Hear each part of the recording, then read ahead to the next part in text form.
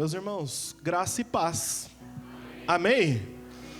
Queridos, hoje pela manhã eu comentei com a igreja que essa mensagem eu estava plenamente convicto do que eu tinha que pregar, extremamente seguro do que pregar, ao mesmo tempo extremamente inseguro de pregar essa mensagem, justamente por se tratar de um tema teológico, um pouco mais denso. Não é uma mensagem que talvez nos cause euforia, que talvez nos cause aquela alegria, sabe? Que a gente sai pulando, gritando, sabe? Sabe quando você sai pulando e gritando? Não. Talvez essa mensagem não produza isso. Mas esse assunto, quando compreendido, pode mudar completamente a nossa vida. Esse tema, esse assunto, quando eu estudando no seminário, li e compreendi, mudou absolutamente a minha maneira de enxergar o Evangelho e minha relação com Cristo. É extremamente importante, extremamente importante. Nessa noite eu quero falar sobre justificação pela fé. Justificação pela fé. Pastor, o que é isso? Calma, você vai sem ansiedade, irmão. Nós vamos percorrer vários textos da Bíblia. Vários. Não é um texto que eu vou tratar, um texto só. Nós vamos percorrer vários textos. Então, se você quiser anotar, agora a gente tem o recurso aqui da Bíblia no Data Show. Então, os textos que eu citar vão aparecer aqui, você lê com a gente. Mas em nome de Jesus, eu vou te pedir uma coisa. Coloque o seu coração nesse momento. Preste atenção. O termo preste atenção em hebraico é a palavra sim lev. Sim lev. Fala comigo, 1, 2, 3. Pronto, se você não guardar nada do culto, você aprendeu uma palavra em hebraico. Sim lev, que significa coloque o coração. Então você poderia me ajudar agora e falar para quem está do seu lado? Sim lev. Sim lev. Em nome de Jesus. Esse tema, justificação pela fé,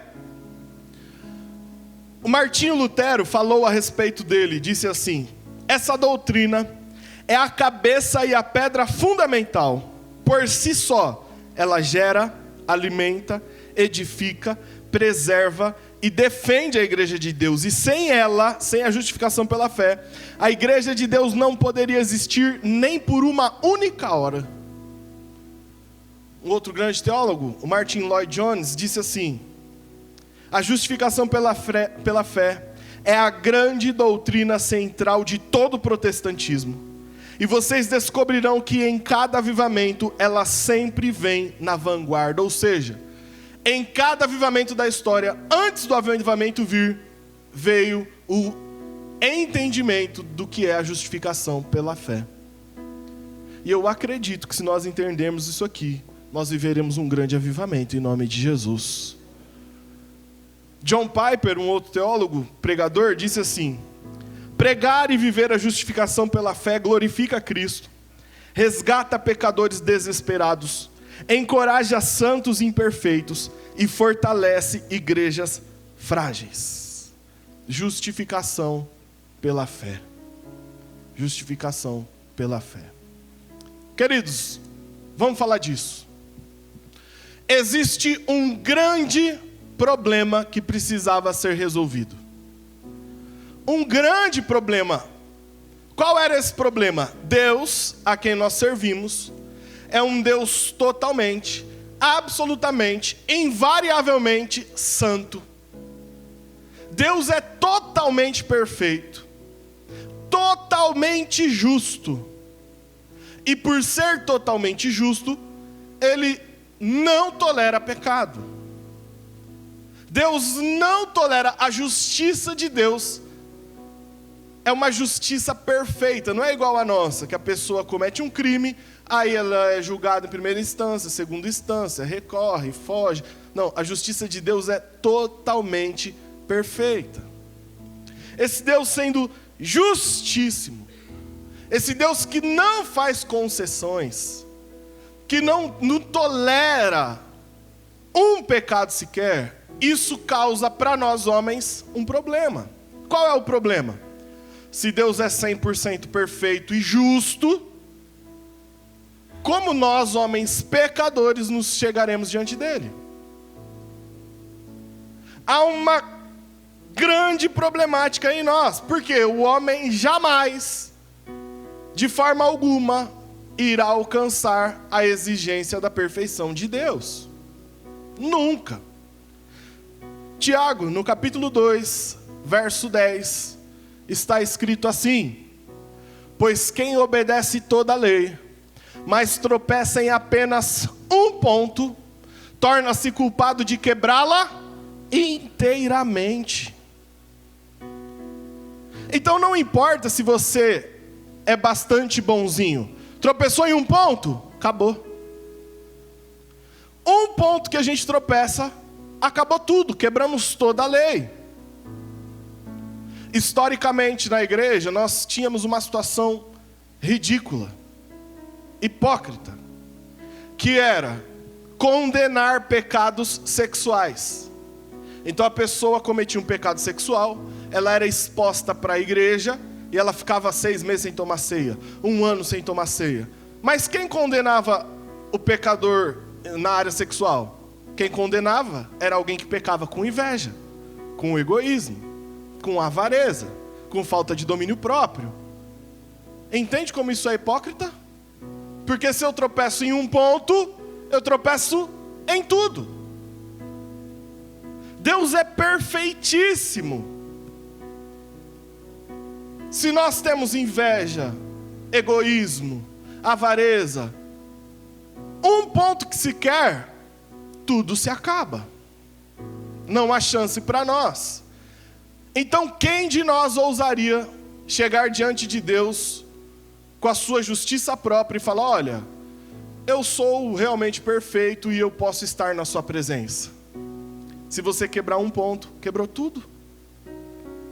Quem de nós toparia um experimento científico de colocar uma televisão na testa e tudo que você pensar ser transmitido nessa televisão? Quem toparia isso? A começar que eu estaria pregando aqui, olhando para sua testa, e estaria assim: meu Deus, pastor Denis pregando, credo. Já ia estar em pecado, irmão. Se nós pecamos com palavras, pensamentos, com ações e com omissões, porque a Bíblia diz: quem pode fazer o bem e não faz, peca.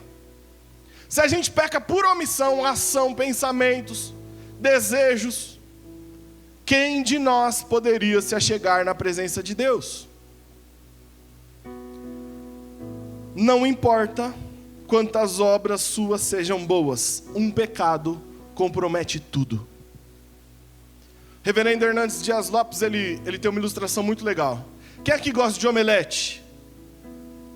Nossa, irmãos, vocês não gostam não? Eu vou perguntar de novo. Quem é que gosta de omelete? Fala eu! Glória a Deus. Ovo, irmão, mexido, com presunto, mussarela, bacon. O ovo é só para juntar tudo isso, fala a verdade. O ovo é só para dar liga. Se desse liga com farinha, era farinhonete. É porque a gente quer as outras coisas mesmo. Imagina que você acordou de manhã e foi preparar um omelete para sua família. Pegou 10 ovos. Quebrou 9 ovos. Eita família. 10 ovos no omelete, hein? Quebrou 9 ovos. E estava tudo certo, o cheiro já ia subindo. Maravilha. Você foi e quebrou o último ovo. E ao quebrar, esse ovo que caiu no omelete estava podre. Já sobe aquele odor horrível de ovo podre. Eu te pergunto, quanto do omelete você ia aproveitar? Nada, irmão, você ia jogar tudo fora. Um ovo podre, você ia jogar 9 bons fora? É isso mesmo? É exatamente disso que eu estou falando. uma ação pecaminosa compromete todo o resto. E a pergunta: quem aqui já pecou uma vez na vida?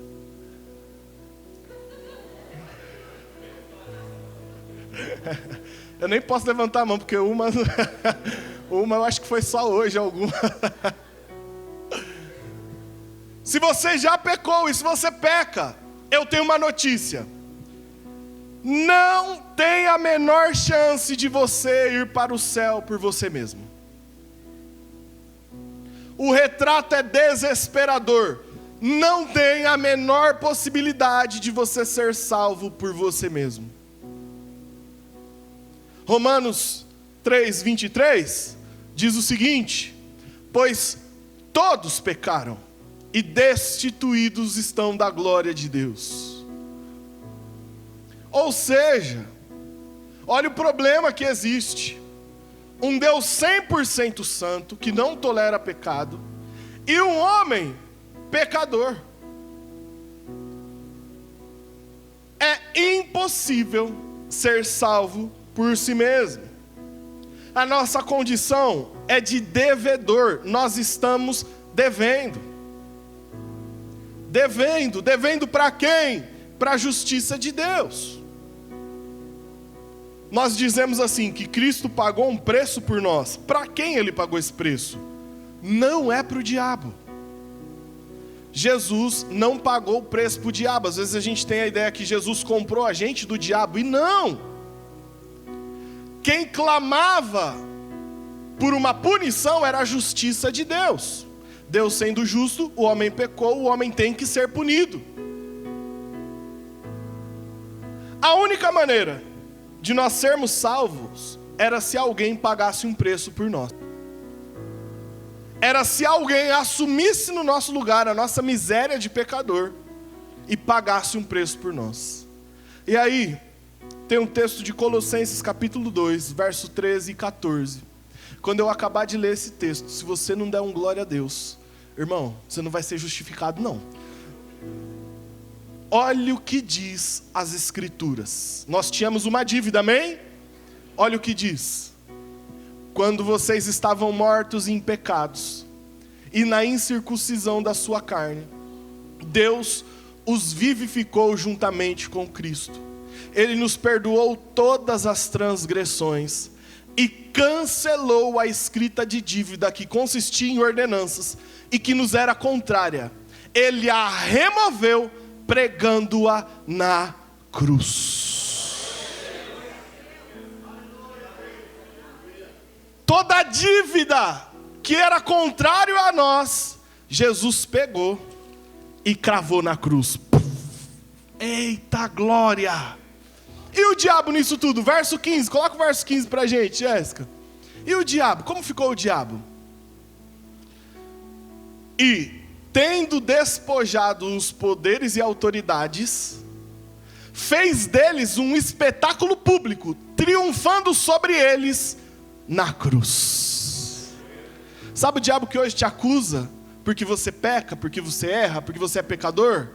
Jesus pegou a nossa dívida, cravou na cruz e expôs o diabo a um espetáculo público, triunfando sobre ele na cruz do Calvário. Alguém precisava pagar a nossa dívida, e isso é a justificação. O que é a justificação? Justificação é Deus tornar o injusto justo. Justificação é Jesus assumir o nosso pecado na cruz e nós assumirmos os méritos da vida dele sobre nós. A gente assume sobre nós todos os méritos da vida de Cristo, e ele assumiu sobre ele na cruz todos os nossos pecados, do passado, do presente e do futuro. Eu vou te dar uma notícia: até o seu pecado de amanhã já está pago na cruz do Calvário. Olha o que diz Romanos capítulo 5, verso 6 ao verso 9. De fato, no devido tempo, quando ainda éramos fracos, Cristo morreu pelos ímpios. Dificilmente haverá alguém que morra por um justo. Pelo homem bom, talvez alguém tenha coragem de morrer. Mas Deus demonstra o seu amor por nós. Cristo morreu em nosso favor quando ainda éramos pecadores. Como agora fomos justificados por seu sangue, muito mais ainda seremos salvos da ira de Deus por meio dele. O sangue de Jesus nos justifica de todo o pecado. Olha o verso 19 do capítulo 5. Logo, assim como por meio da desobediência de um só homem muitos foram feitos pecadores, assim também por meio da obediência de quantos homens? Um único homem, muitos serão feitos justos. Presta atenção nisso aqui. Você não é justificado pela sua obediência. Eu não sou justificado pela minha obediência. Eu sou justificado porque Cristo obedeceu até o final. É por Ele que nós somos justificados. Pela obediência de um único homem. A justificação é um ato único de Deus, completo, feito, estabelecido. Você não vai ser, você é justificado. Você não vai sendo justificado, a justificação aconteceu. Todos os que creem em Cristo já estão justificados. Acabou. Pastor, mas então eu posso fazer o que eu quiser da minha vida, não preciso me santificar? Calma, irmão, você está com muita pressa, calma. A gente vai chegar lá também. A justificação é um ato único. Quando Jesus assume todos os nossos pecados do passado, do presente e do futuro. Quando Ele pagou a dívida total, nós fomos declarados justificados diante de Deus. Agora eu vou começar a pregar. Quem me dá 5 minutos? Levanta a mão. Eita, irmão, fiquei meio triste agora, hein?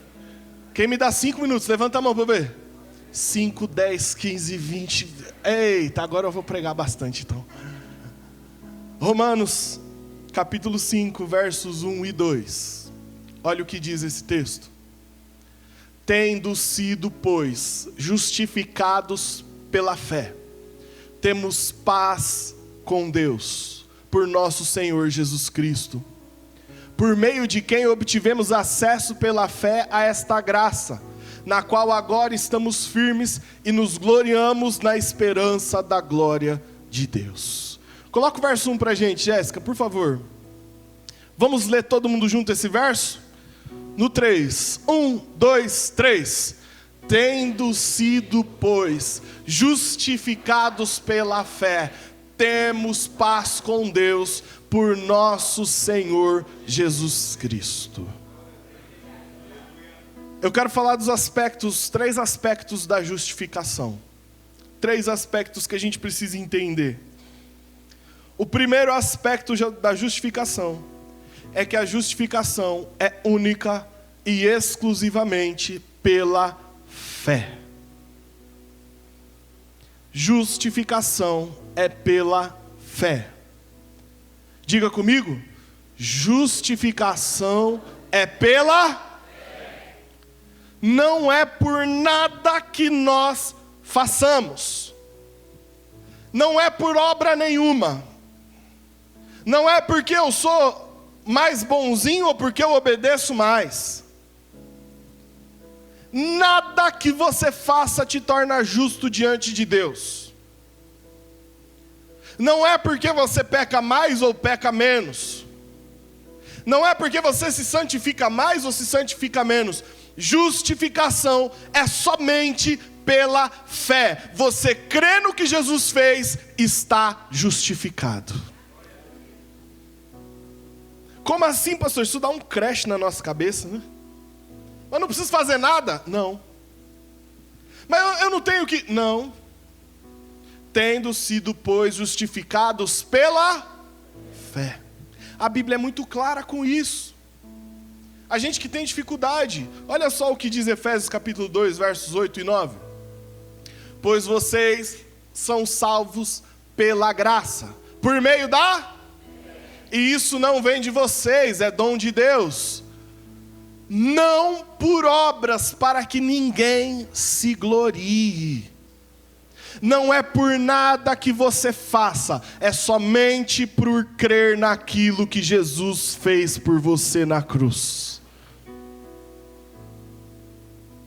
A justificação é pela fé, você acredita, você crê, está justificado.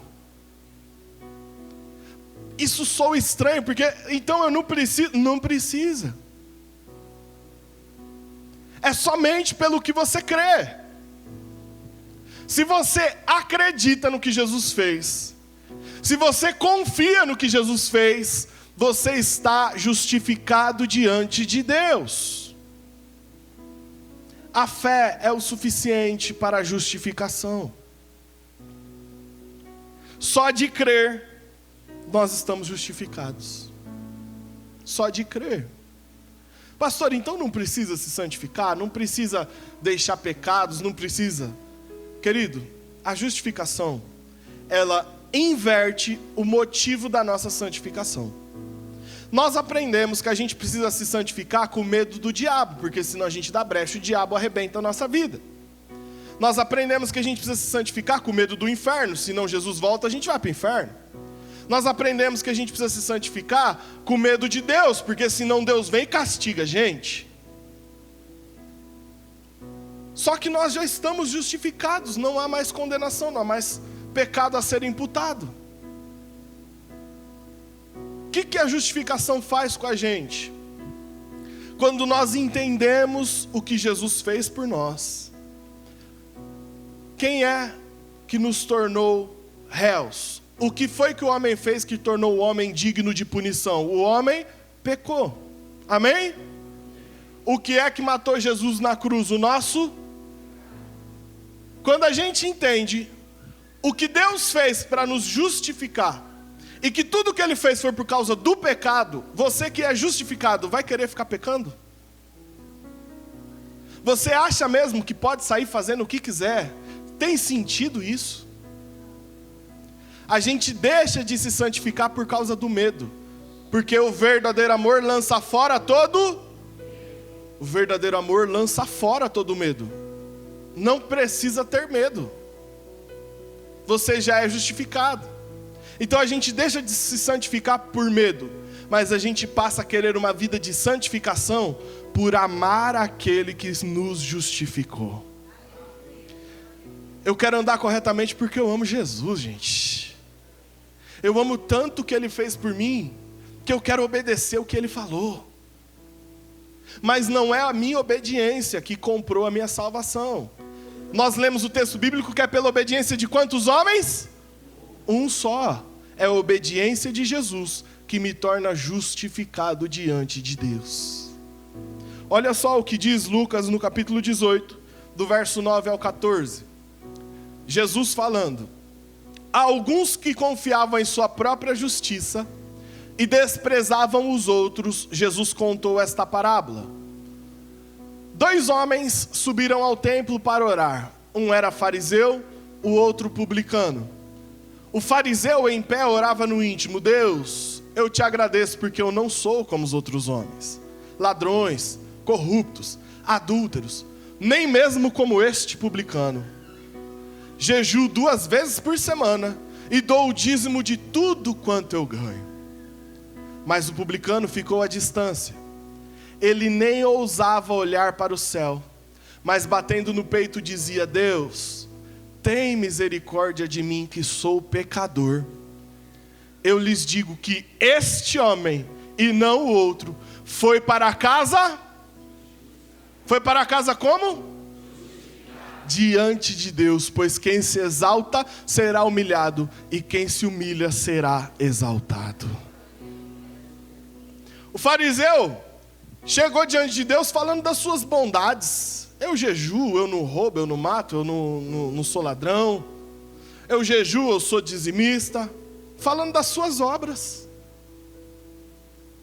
Falando de si.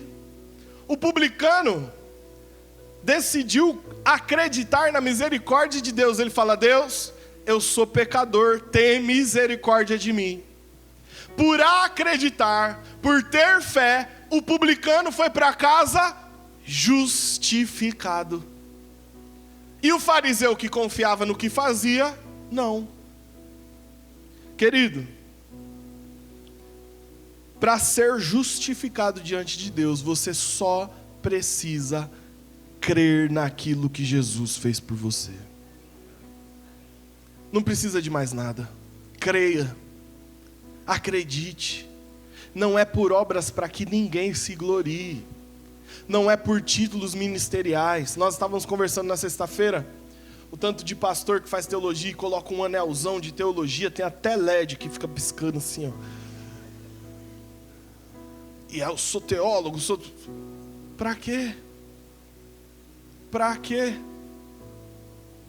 O tanto de pessoas, não, porque eu sou fulano, eu me chamo... Uma vez, irmãos, eu estava num ambiente, e aí as pessoas sabiam que eu era pastor, e tinha uma pessoa nova. Aí eu peguei e me apresentei e falei: fulano, qual é o seu nome? Ele falou, eu falei: meu nome é Denis. Aí uma pessoa pegou e gritou assim: Pastor Denis. Eu falei: não, é Denis mesmo, meu nome é Denis. Eu me chamo Denis, no registro tá só Denis mesmo. Aí a pessoa: não, mas como eu chamo o Senhor? Não, o Senhor você pode chamar de mestre, de Yeshua, Jesus. O Senhor você chama do que você quiser. Você pode chamar até de psiu, que eu atendo. Não é por nada que eu faça. Não é por nenhum mérito meu. Não é por nenhuma boa obra que eu tenha feito na minha vida.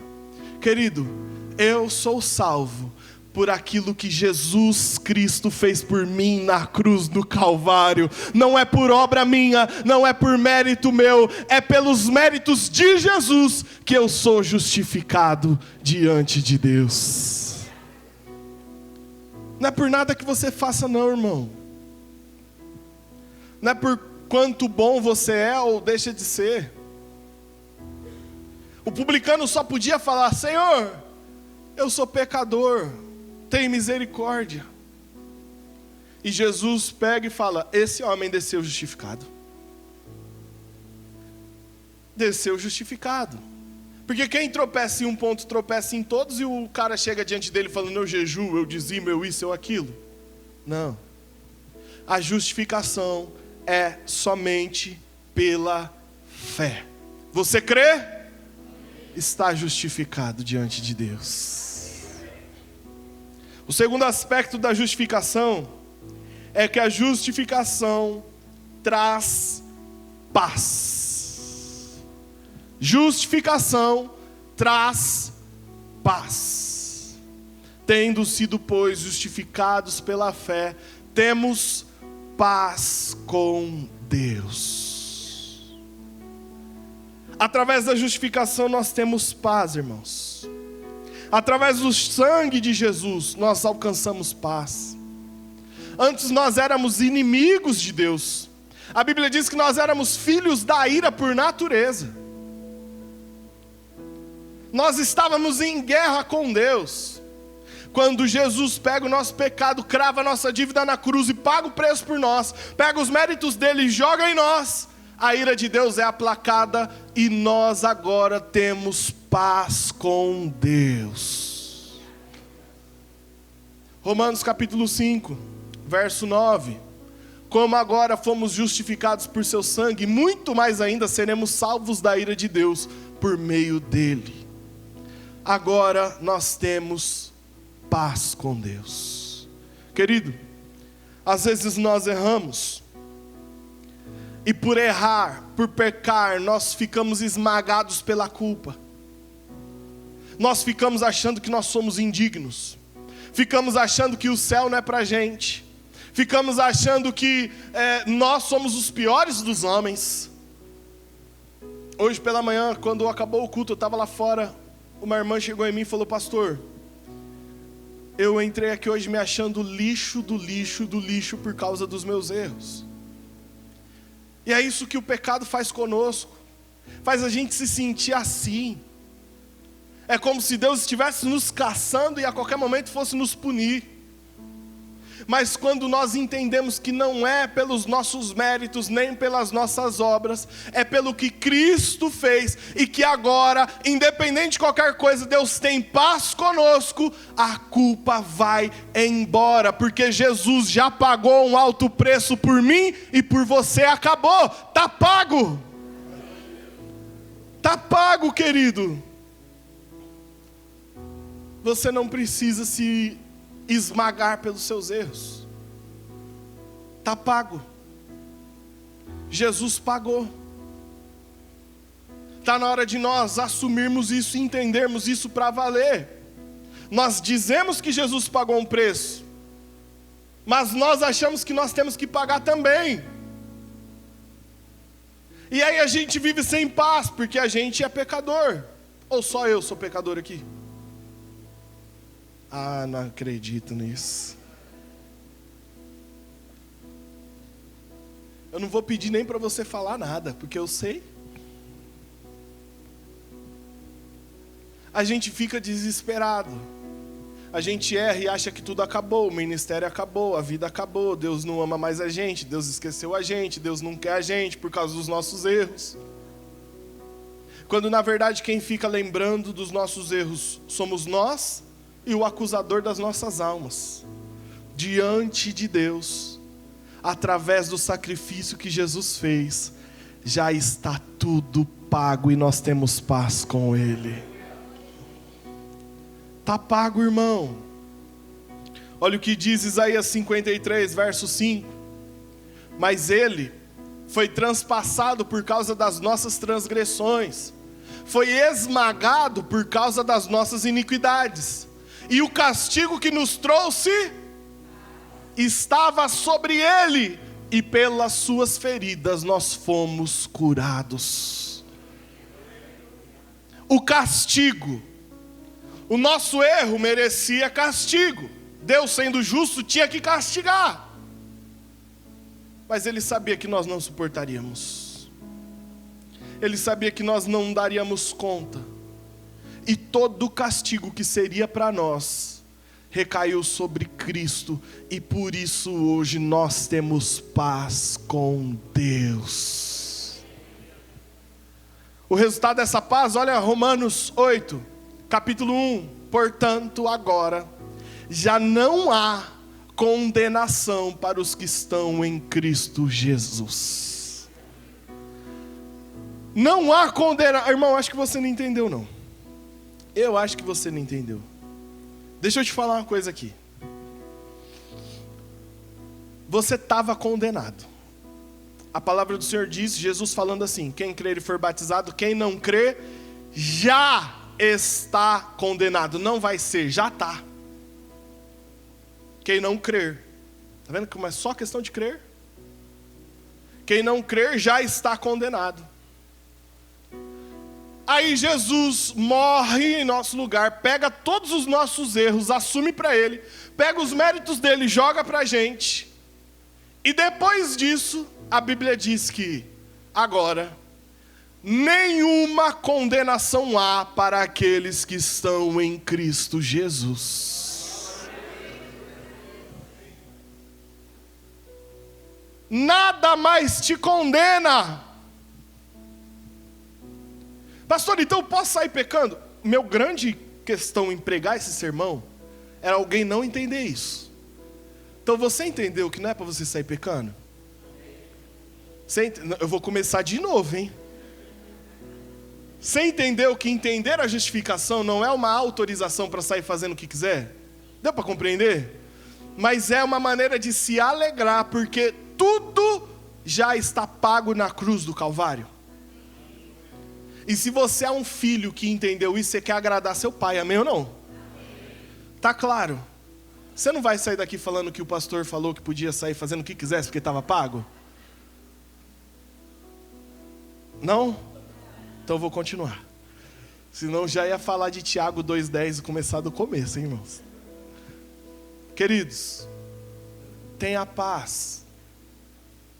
Para de se acusar. Para de olhar para você mesmo e se sentir o pior dos piores e achar que sua vida acabou. Ou achar que Cristo não te ama. Ou achar que os dons que Ele depositou nas suas mãos você perdeu pelo caminho. Ou achar que para você não tem mais jeito. Porque você foi justificado pela fé em Cristo Jesus. E agora você e Deus estão em paz. Fique em paz, irmão. Fala para alguém, me ajuda aí, enquanto eu bebo água. Fala assim, fique em paz, irmão. Fique em paz.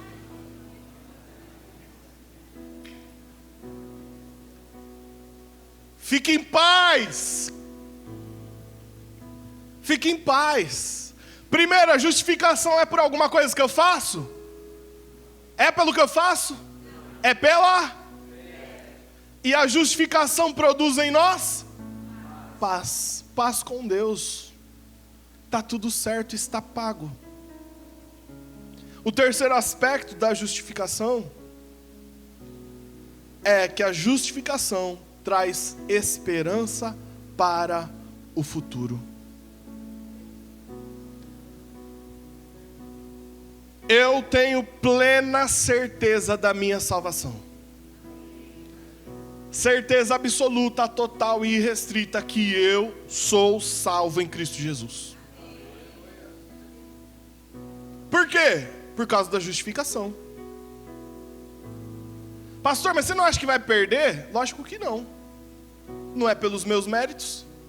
Se o homem pudesse perder a salvação por si só, certamente o homem perderia.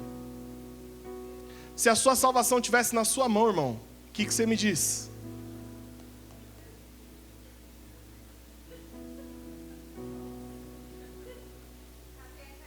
A casa ia cair, né? Não dá uma alegria saber que não depende de nós? Depende daquilo que Cristo fez na cruz por nós. Uma vez eu fui na igreja e o pastor perguntou assim: quantas vezes você perdeu a salvação hoje? Falei, oxe, eu nenhuma. Aí ele, talvez você mentiu. E eu pensei, tá pago. Talvez você errou, tá pago. Talvez você não fez o que Deus queria, está pago. Minha salvação não depende das minhas obras, depende daquele que foi do começo ao fim perfeito. É pelos méritos dele que eu e você somos salvos, e por isso nós temos segurança no futuro. Independente do que aconteça, você está salvo em Cristo Jesus. Aleluia! Você está salvo nele. Então eu posso sair fazendo o que eu quiser? Não. Aleluia. Irmãos, eu posso ficar em paz? Estou justificada. Nós temos esperança por causa da justificação. Não é pelo que eu faço. Olha que contraditório e maravilhoso e fantástico. Nosso Deus é international. Eu não, Deus é. Irmão, olha que fantástico. Sabe por que eu tenho certeza da minha salvação? Absoluta. Nossa, pastor, você é bom mesmo, hein? Não, é justamente o contrário. É por saber que eu sou ruim. É por ter a total compreensão de que eu sou ruim, que eu tenho certeza da salvação. Por quê? Eu não me apego a mim. Eu me apego àquele que é bom. O fato de saber quem eu sou e de saber que por mim mesmo não vai, e nem me olha assim que por você também não vai, viu? O fato de ter a convicção de quem eu sou e a convicção do que Cristo fez por mim, me dá certeza da salvação. Nós somos justificados pela fé, então se eu creio no que Jesus fez, acabou, está pago. E estou justificado, sou salvo em Cristo Jesus. Talvez você entrou aqui com uma dúvida. Será que eu perdi a salvação? Será que eu sou salvo? Será que eu não sou? Para com isso em nome de Jesus. Jesus morreu por você. A única coisa, olha só, querido, nós pecamos, nós ofendemos a Deus, nós éramos inimigos de Deus. Aí o pai tinha que fazer alguma coisa, porque por nós mesmos não tinha jeito. O pai envia o filho para morrer por nós. O filho vive uma vida perfeita, santa e libada, morre por nós, assume os nossos pecados, joga em nós os méritos dele, e diante do tribunal que o pai é o juiz e o filho é o advogado, olha que tribunal bacana. O filho é o advogado, nós somos declarados justificados. Qual foi nosso papel nisso tudo? Qual foi? A única coisa que Deus quer: acredite no que eu fiz por vocês. Acredite na obra redentora de Cristo. É por isso que a justificação é pela fé, não é pelo que eu sinto. Se eu olhar para mim e pelo que eu sinto de mim mesmo, às vezes eu sinto vergonha, às vezes eu sinto que eu não mereço, às vezes eu me sinto o pior dos piores. É nesse momento que, independente do que eu sinto, eu me apego no que eu creio. Jesus morreu por mim e eu não serei condenado. É fé. Nós não andamos pelo que vemos, andamos pelo que cremos. Então para de achar que eu perdi a salvação, eu não tenho certeza. A partir de hoje saia daqui e declare: eu sou salvo em Cristo Jesus. Você foi justificado e acabou. Não, pastor, mas eu não quero. Aí, irmão, é com você. Está pago. Acabou. Muitos de nós estamos tristes, irmãos. Ou a gente tem desânimo, ou tem medo. Por quê? Porque a gente olha para nós mesmos. A gente olha para os nossos méritos. Mas a Bíblia diz que Jesus, Ele é o autor, ou seja, Ele começa. E Ele é o consumador, ou seja, Ele termina, da nossa fé. Você não está fixado em você. A base da sua salvação não é você. Porque dele, para Ele e por meio dele são todas as coisas. Glória, pois, eternamente a Ele. Amém. Não é por você.